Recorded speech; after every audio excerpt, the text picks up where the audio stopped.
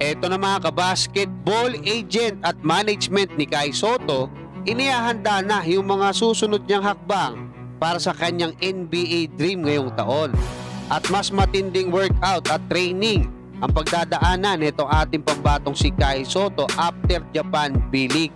At dati niyang teammate dyan nga sa TSF gustong maglaro sa UP Fighting Maroons. Pero bago yan, huwag kalimutan mag-like at mag-subscribe bilang pagsuporta.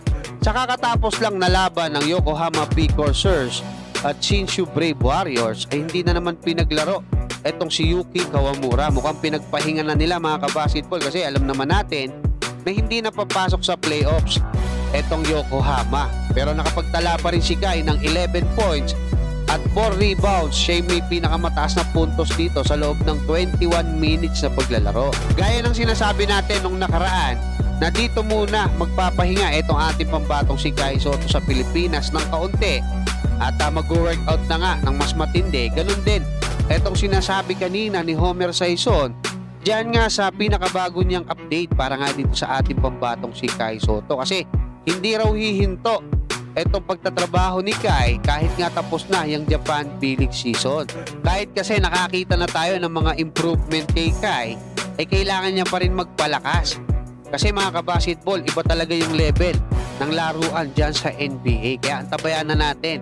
At ayon din kay Homer Saison, ay may inihahanda na mga plano or hakbang itong kampo ni Kai Sotto, yung kanyang management na East West Private, saka itong kanyang napakalaking Wasserman Agency na humahawak sa kanya.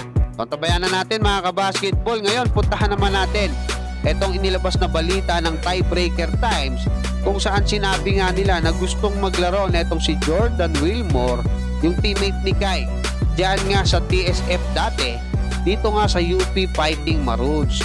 Sa katunayan mga kabasketball, nanood ng laban nung Sabado, diyan nga sa laban ng UP Fighting Maroons, etong si Jordan Wilmore. Magto-23 na to mga kabasketball. At isa nga siya sa mga candidates sa foreign student athlete netong UP Fighting Maroons. 7'3 rin to, no? At mas malapad to mga kabasketball, laki ng katawan nito. At kung sakali nga napapala rin siya na makakuha netong UP, ay syempre magsi-sit out muna siya ng isang taon. So sa season 88 na siya makakapaglaro. Tabayan na natin yan mga kabasketball. Hanggang dyan, maraming salamat at God bless sa inyo lahat.